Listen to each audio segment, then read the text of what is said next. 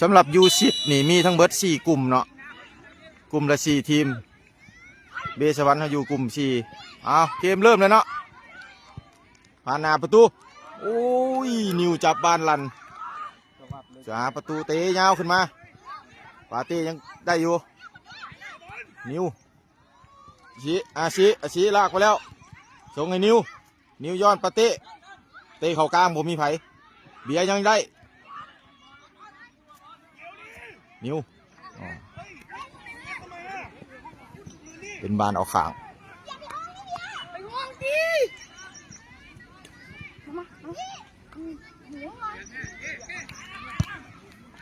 ยาวไปหาเล็กด้านกับขวาเล็กได้บ่แต่ยาวหักเข้ามาโบมีไผอุ้ยชี้ได้ปาเต้เข้ากลางย้อนไปหาเล็กถึงบ่ถึงเล็กยังประหยัดออกมาได้เนาะย้อนมาให้เบียร์เห็ดบานออกเนาะโอ้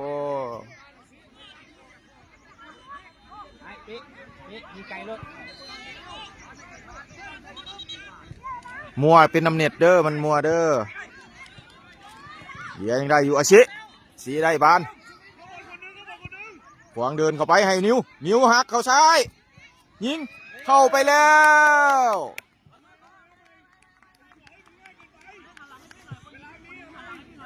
เอาได้ประตูขึ้นนำแล้วเนาะ1-0จากเจ้านิว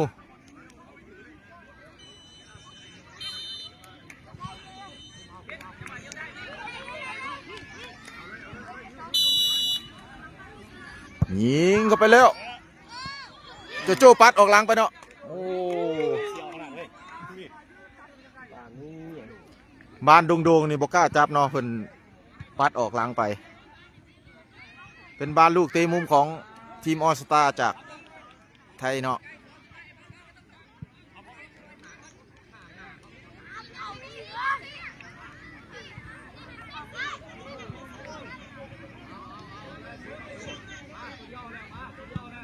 เปิดยาวเข้าไปหน้าประตูโจ้ทุบออกมาเบียร์ยังเก็บได้ให้ยาวมาให้อาชีลุดเดียวแตงยาวเกินไปโอ้ยเสียดายปาเต้ยังญาติกันอยู่กลางสนามอเล็กลากตัดเข้ามาในไหลให้นิ้วแตงเข้าซ้ายโบได้โอ้ยหลายจังหวะขึ้นไปเนาะผูกสาประตูจับเตะยาวขึ้นมาติดเบียร์ให้ไปนิ้วให้ปาเต้เข่ากลางไปให้เบียร์แทงยาวๆไปให้อเล็กกล้ามขวาอเล็กว่าจังไงอเล็กไปได้บ่แทงเขาขวายังบ่ได้ยอดไม้เบียร์ถ่ายไม้ปาเต้ยิงโอ้ยใจห้อนขึ้นไปนอนลูกนี่ใจห้อนขึ้นไปนอนจังหวะนี้คอยชงคอยลิ่นก็ได้นะบ่ต้องใจห้อนเป็นบานเตะจากหน้าประตูของฝั่งออสตาเตะยาวขึ้นมาของหน้าเก็บบานได้ปาเต้เข้าไปช่วยปาเต้แทงให้นิวย้อนให้เบียร์หักออกไปอเล็กมุมมีอาชีหักเข้าซ้ายเบียงเรียบร้อยโอ้เบียงเขาครัวเป้เขาไปงามๆหน่อยอาชีงามหลายสนับแข่งเหรอโอ้ครับผมไปเบิ่งดูสนับแข่งอยู่ครับยังคงเล็กน้อยครับวะเบสวรรค์นำขึ้นไป2-0เนาะยิงไกลเข้าไปว่าโจอุ้ยลูกนี่หับบานกระสอกเกือบไปแล้วปาเต้ไทยไปให้เบียร์ยิงไกลเข้าไปนิ้วได้บ่โบถึงอุ้ย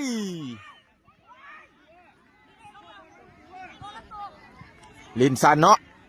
เตะยาวขึ้นมาปาเต้ยังได้อยู่ปาเต้ว่าจังไงปาเต้เตะเอาซ้ายยิงซ้ายอู้บ่ได้อเล็กซัมเรียบร้อยโอ้โห3-0เนาะจากการยิงของอเล็กซ้ำ3 ดาบเนาะจังได้ลูกนี้โอ้โหมองง่ายสกอร์3-0เจ้า ส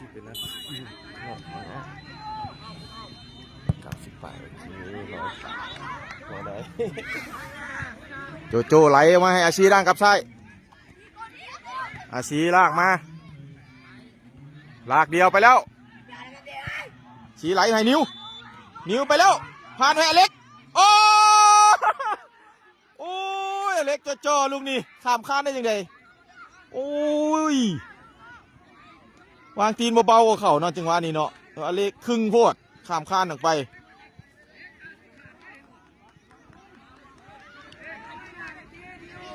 เดียปาติไหลให้นิ้ว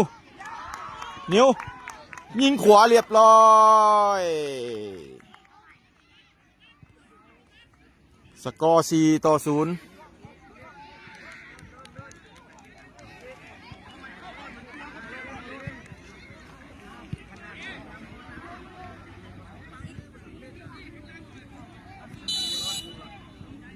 เป็นบานเตะ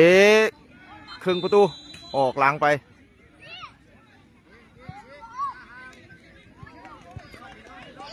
โจไหลสั่นมาให้ทันว่าไหลให้อาชีฮักไปซ้ายแล้วบ่ได้กลับมาคืนขวางสนามไปให้เบียร์ด้านกลับขวาเบียร์อะไรเบียร์กลมแล้วยิงไกลอู้ถึกเซฟโอ้ประตูเซฟดีลูกนี่เป็นบ้านเตะมุมเนาะเล็กเตะเลียดเข้ามาบ่มีไผทีมออสตาจะสวนบ่ได้ชนะตัดได้ให้อเล็กไปเบื้องขวาผ่านมาอาชีจะถึงบ่ถึงอุ้ยกาจังหวะผิดไปเนาะ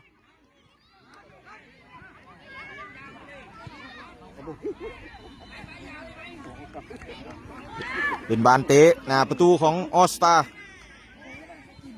ไปขึ้นมาติดปาเต้อยู่ในกลางสนามปาเต้ไปญาติเอามาคืนเนาะยอดไหลทันว่ายังบ่ได้ทันว่าลากขึ้นไปขึ้นไหลให้นิ้วเงียงเข้าซ้ายไหลให้เล็กหลุดเดียวได้บ่แต่กับขวายิงบ่ได้เนาะโอ้มีกองหลังไปซ่อนยังบ่ได้ประตูที่5เนาะ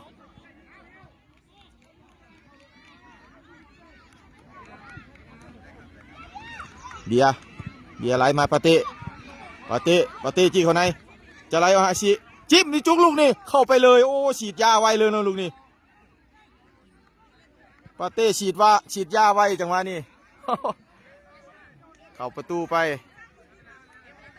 5-0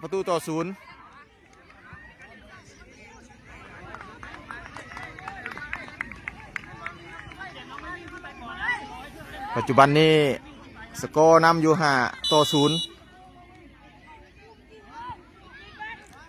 เตะยาวขึ้นไปโจยังได้อยู่โจแกงยาวขึ้นมานิ้วผักมาได้อวยไปหาปาเต้บอได้ปล่อยให้อเล็กจะได้บออเล็กแต่งกับขวาผ่านมาอาชิดูดิโอ้ยกาจังหวะผิดเนาะ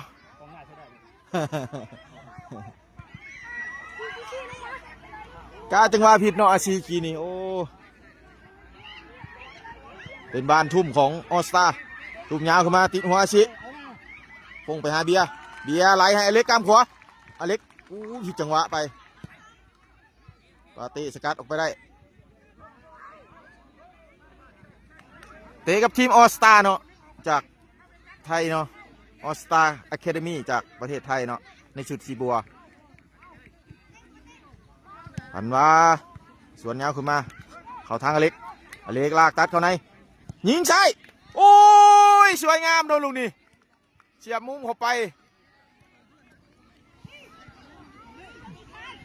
การยิงใช่จากอเล็กเนาะเสียบมุมเข้าไปกี่นี่6-0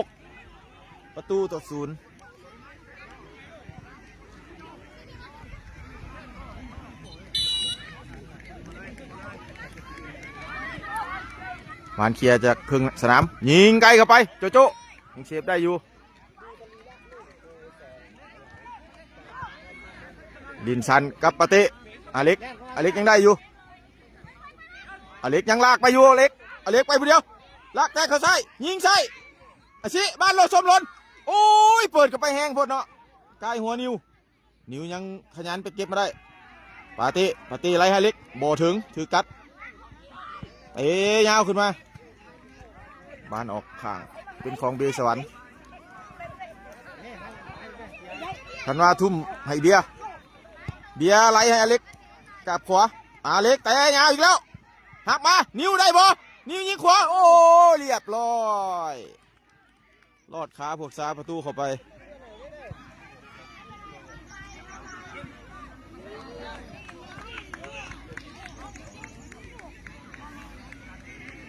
7-0จ้ะสกอร์นำอยู่7-0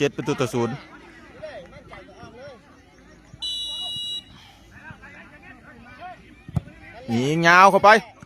โจยังเซฟได้โจแกงยาวขึ้นมายังบ่ได้นิวออกให้อเล็กซิงกับนิวพลิกไปแล้วนิวยังแงกหามูอยู่ทันวาลุยขึ้นแล้วโบมีไฟแทนเนาะเซตบอลบานี้ออสตาสวนกับถึกปาเต้สกัดออกไปได้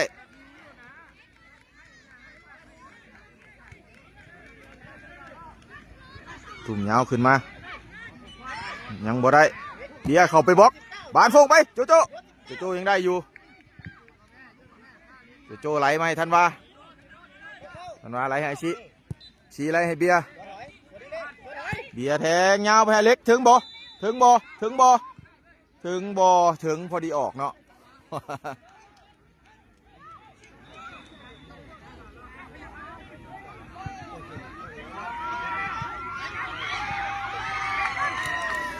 เป็นบานทุ่มของออสตาทุ่มยาวขึ้นมาติดหัวปาเต้ยังได้อยู่ไหลมาให้อาชิว่ายังไงย้อนมาเบียร์ก้มแล้วยิงเข้าไปติดเซฟอยู่นิวไหลให้อาชิปันเรียบร้อย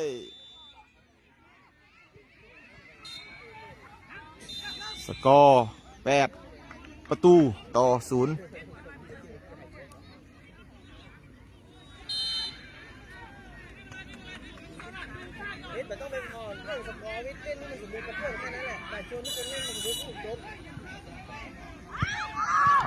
เริ่มเกมออสตายังเสียดบ้านอยู่อเล็กก็ไปเอาบ่ได้เป็นบ้านทุ่มของเบสวรรค์ทุ่มไม้ปาเต้ไหลใส่ในนิวตัดเข้ามาบ่ได้ยังเข้าทางปาเต้ยึกอยู่ไหลมาให้เบียร์ยิงโอ้ยขามคานไปเนาะ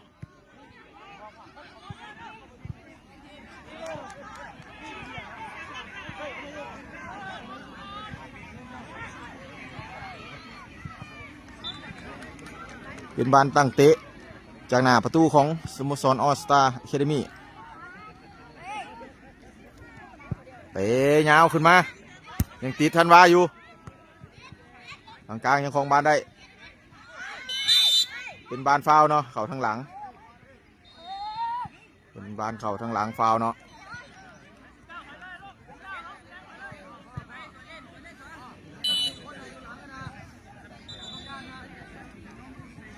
กองหลังเตะยาวขึ้นไปเข่ามือโจเนาะไม่มีปัญหาอย่างโจดึกยาวให้อาชีได้บานจีชัยอาชีฮักเข้าซ้ายไปซ้ายอีกแล้วตัดเข้าไปไหนให้นิวได้บ่โอ้สกัดเข้าประตูตัวเองเนาะนิวผ่านเข้าไปกองหลังสกัดพลาดเข้าประตูตัวเอง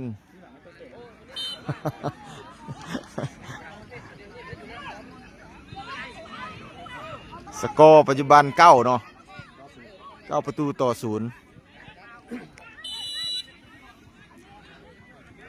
อ๋อสตาร์ยิงไกลเข้าไปโจกูแปลไว้ได้ไหลมาให้อาชิจบครึ่งเวลาทำอิฐเนาะเบสวรรค์จากลาวเฮายังนำออสตาอยู่เบสวรรค์สู้9-0เนาะ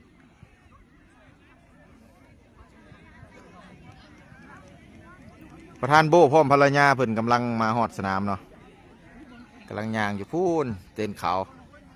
กลางเดินพอของเบลเล่เนาะ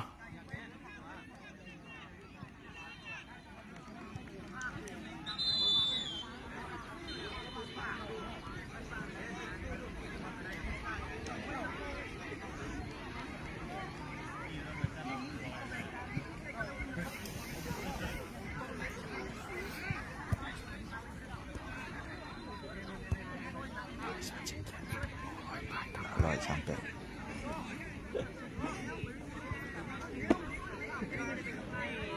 ยังมอดโหลเนาะฮะกะ9 ประตู9-0เก้า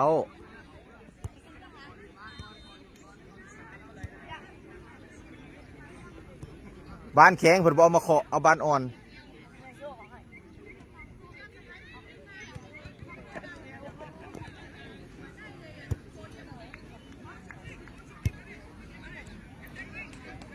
อยู่ทางบ้านเฮาส้มจากแข็งได้แน่เนาะรายงานให้แน่เด้อรายงานให้ทราบเด้อส้มจากแข็งได้แน่สภาพอากาศบ้านเฮาเป็นจังไดเนาะทางลาวเฮาฝนตกบ่คือแบบพายุเข้า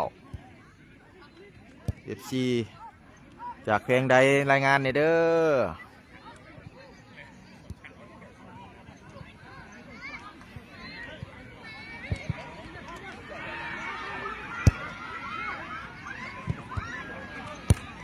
เบอร์10เราต้องโหดเบอร์10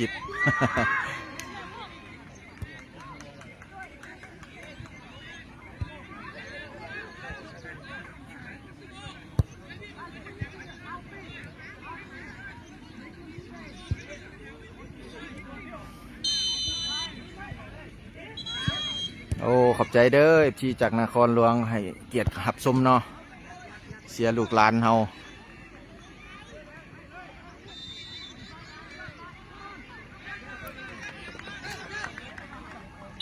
ขอบใจเด้อจากเซกองจากไชยาขอบใจหลายๆเด้อโอ้ถ้าแตงทางใต้เฮาฝนตกแห้งบ่โอ้ทางใต้เฮาฝนตกเนาะปักเซ่คือกันบ่ โอ้โอ้ขอบคุณเด้อ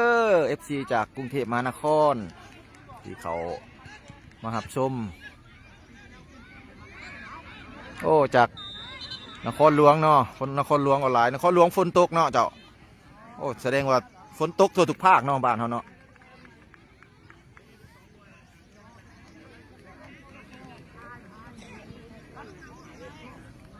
สวรรณเขตฝนตกบ่สวรรณเขต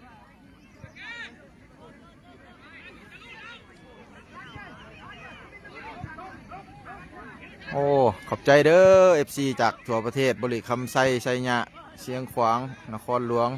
เซกองปากเซสวรรณเขตยังหลายๆแขวงเนาะขอบใจอัตตปือขอบใจเด้อขอบใจเด้อบอกแก้วอ้าวเขามาเบิ่งครึ่งเวลาที่2กันต่อเริ่มยิงยาวเข้าไปโจโจ้พวกสาประตูยังหับได้ไหลสันให้คิมไหลมาให้เบียร์จับอะไรยิงไกลเข้าไปโจโจ้ได้ปะอุ้ยเกือบข้ามคานไปหน่อยหนึ่งเนาะตรงนี้ลินชันในเบียร์ไหลออกไปให้ปัตนาเบลเล่จะเบลเล่ลงมาแล้วเบลเล่เลื้อยบ่ได้มี2 คนฟาวเนาะเบลเล่ไปเห็ดฟาวเพื่อนเนาะโอ้ขอบใจจากภูเก็ตกับมีเนาะขอบใจจากกรุงเทพมหานครเตะเอาไปโจโจ้อู้บ้านสนามค่อนข้างมื่นเนาะมันมีหมอกลงเศร้าเดินเห็ดให้เดินมื่นสลามก็ลงมาแล้วเนาะเบียร์อะไรให้โจโจ้ออกมาให้เจมบี้ไหลให้วินเนอร์ซิงมาสั้นๆเจมบี้ไหลไปให้สลามยังเก็บบ้านไว้อยู่ไปได้บ่ได้ถือสกัดออกไปเนาะ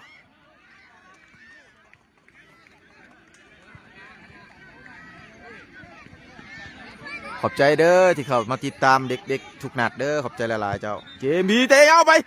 เตะให้ไพเนาะโอ้เตะออกไปอีกฝากเลยเป็นบานทุ่มของออสตา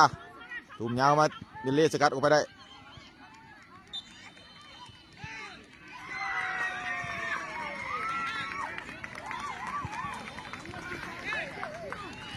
เป็นบานทุ่มของออสตาทุ่มมาคิมตัดได้คิมไหลให้เบียร์ไหลมาเจมบีกาบขวาเจมบีไหลเข้าได้เบลเล่เงียงแล้วปันอุ้ยหลุดเสา2ออกไปหน่อยเดียวลูกเก่งของเจ้าเบลเล่เนาะลูกเงียงแล้วปันเสา2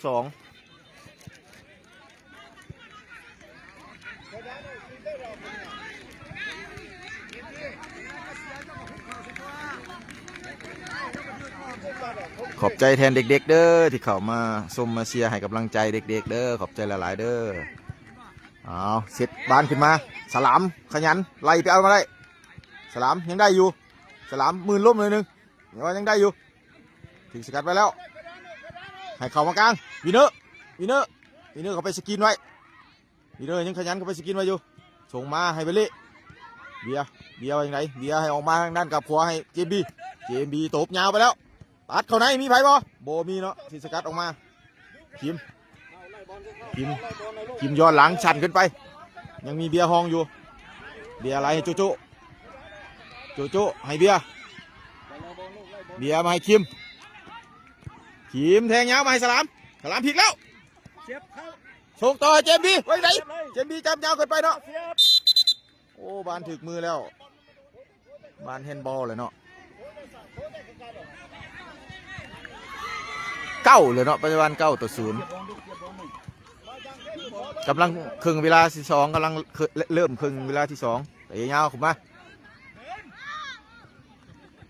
เขามือโจโจเนี่ยใช่น้ำขวาไหลชันให้เบียร์ไหลมาวินเนอร์ย้อนหลังให้คิมได้บอคิมแทงซ่องไม้สลามพลิกไปแล้วไหลให้เบลเล่ได้บอได้ถึงสแลบออกไปเนาะเบลเล่ทุ่มมาสลามพลิกมาแล้วหลุดแล้วอุ้ยถึกแสะหลังเนาะนี่เนาะเสียจังหวะล้มลงไปเป็นบานฟาวของเดชสวรรค์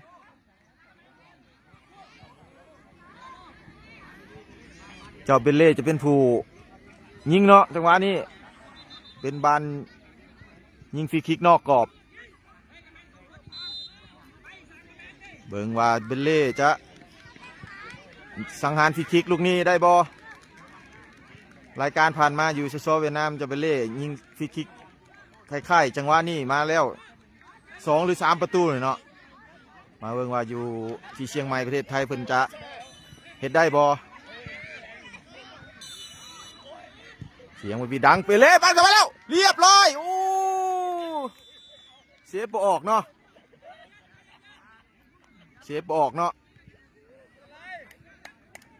10 ต่อ 0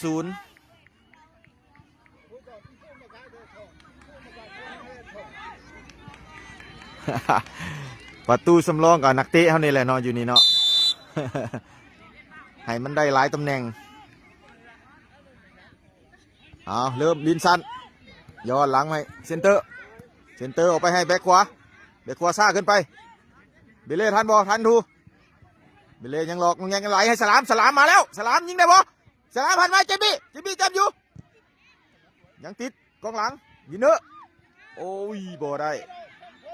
ผู้สาประตูเตะยาวขึ้นมาติดโชคไหลมาให้เจมี่แตงกับขวาไปแล้วผ่านเข้ามาสลามอุ้ยสลามชาร์จลูกนี้ติดบล็อกออกไปเนาะโอ้งามหลายลูกนี่ปัจจุบันทีมสุดสีแดงเบสวรรค์เนาะขึ้นนำออสตาในสุดชีบัวอยู่10 ประตูต่อ 0เจ้าเจมบีผ่านเงาไปบ่ได้คิมยิงไกลนะบ่สิเซฟบ่มีคนซ้ำอุ้ยโชคยิงใช่ถึงเซฟสลามปานโอปัดบ่ไหวเนาะยังนั่งอยู่เข้าไปอีกแล้ว11 ประตูต่อ 0จากการยิงของสลาม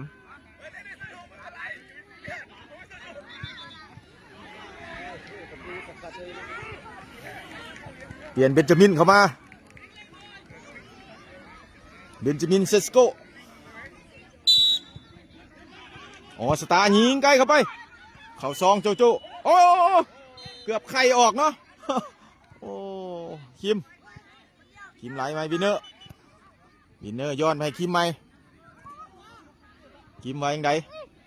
คิมแทงยาวไปเห็นสลามหลุดแล้วหลุดยาวแล้วไหลต่อให้เบนจามินโบถึงเบนจามินได้บอยังได้อยู่เบนจามินยังบ่ได้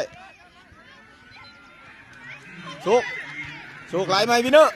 ไหลก้มแล้ววินเนอร์ยิงไกลเรียบร้อยโอ้ยิงงามหลายลูกนี้วินเนอร์ยิงไกลเนาะโอ้งามหลายจังวินเนอร์ยิงไกลลูกนี้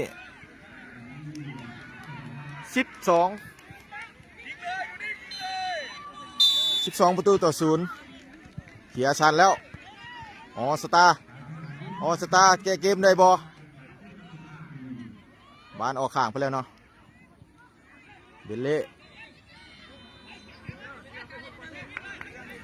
สำรองเลยนี่เจ้าสำรองเลยนี่นะมีแต่สำรองเลยนี่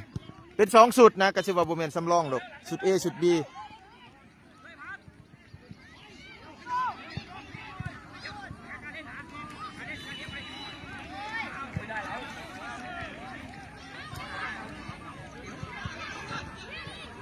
แม่นัดแรกเจ้านัดแรกเนาะนัดแรกของห้องแบมกลุ่ม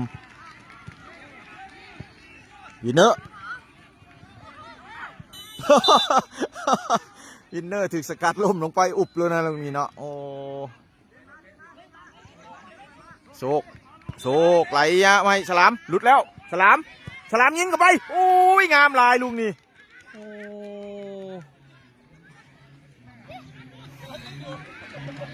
สลามยิงไกลแซงหน้าเข้าไปเนาะสกอร์นี้ห่างเป็น13ต่อ0เจ้า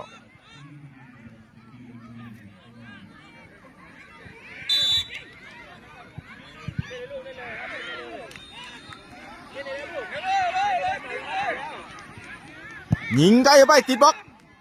วินเนอร์ไหลมาสลามย้อนไปให้คิม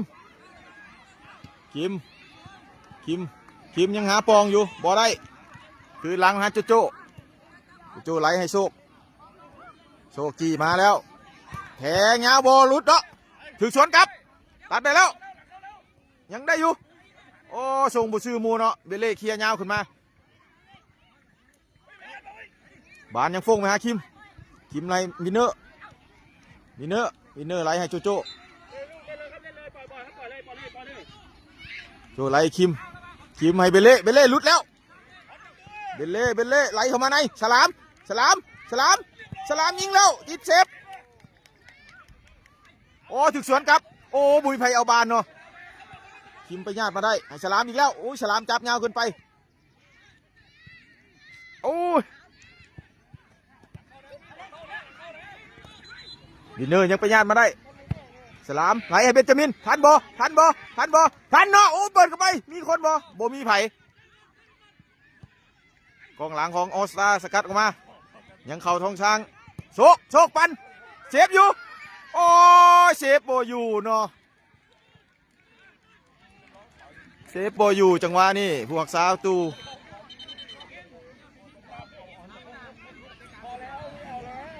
สกอร์14ต่อ0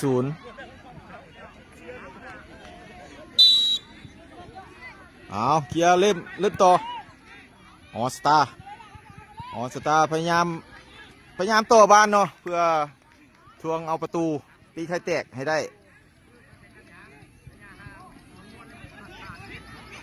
เจ้าเบลเล่จะทุ่มให้ไผเนาะ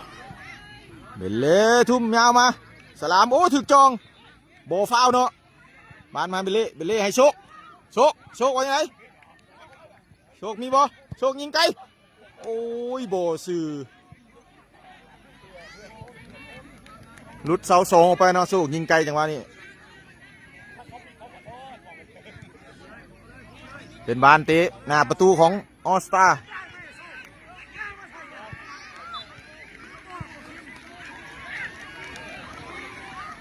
กองหลังเตะยาวขึ้นมาจะทันบอกองหน้าจะทันบอ บานยาวเกินไปเนาะเข้ามือโจโจโจไหลมาให้คิมว่าจังไดคิมยังหาปองอยู่วีคิมไปเองเนาะจังหวะนี้โอ้โหคิมไปเองคิมยิงเองโอ้คิมลุยเองเนาะจังหวะนี้หาซ่องจ่ายบ่เห็นเนาะเลยลุยมายิงเองซะ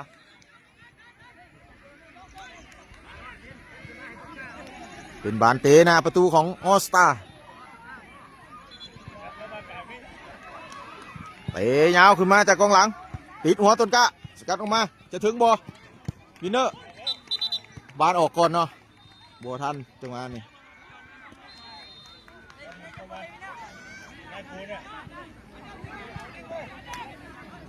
โหนยาวขึ้นมาติดหัววินเนอร์สลามยังคล้องได้อยู่สลามโชคไหลไปให้เบนจามินโบแมนเบเล่ปันอุ้ย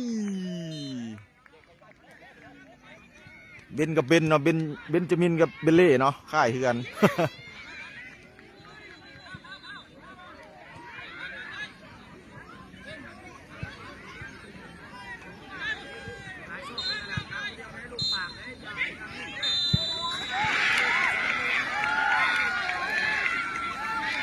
เป็นบานเตะจากหน้าประตูของออสตาบานยังบอกจะข้ามฟากถึกเบลเล่สกัดออกไป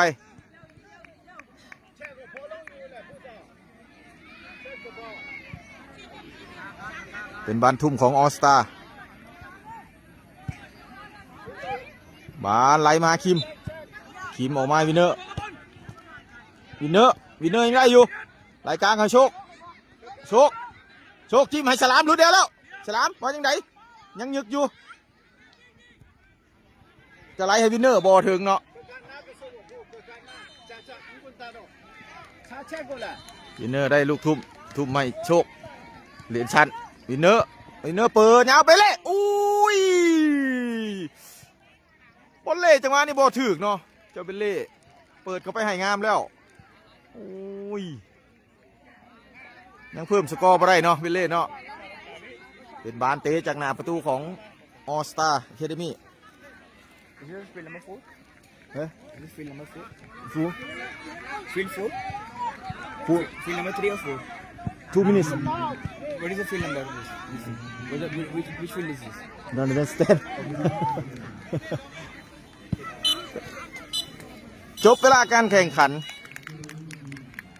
อ้าวจบเวลาการแข่งขันเนาะเบสวรรค์สามารถเอาชนะออสตาอะคาเดมี่จากประเทศไทยไปได้สกอร์14 บอก 14-0 เนาะ